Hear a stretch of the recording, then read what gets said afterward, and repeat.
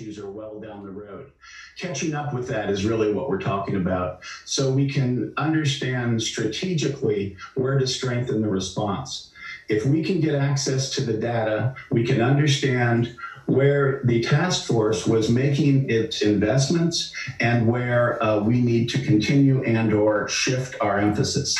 So that more detailed data to make surgical and more strategic restrictions is really what we're anxious to start to analyze.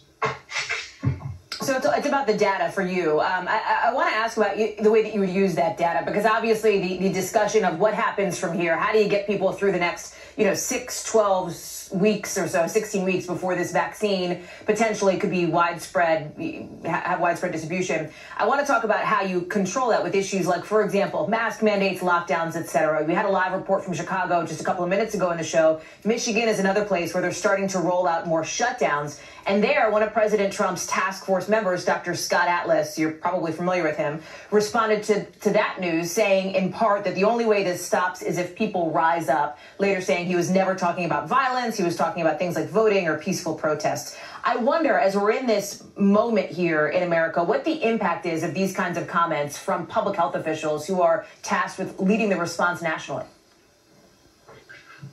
I think that our population is at a vulnerable moment.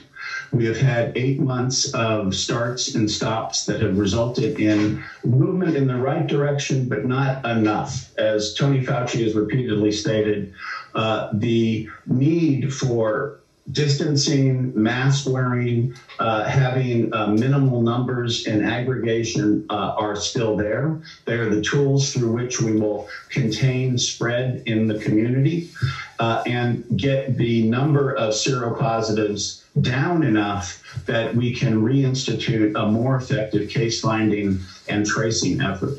When your numbers are in exponential growth, you are unable to get ahead of identifying individuals who are positive and then identifying who they've exposed. Until that system is working, we're not pulling back the spread of the virus through the population. And that's the critical moment.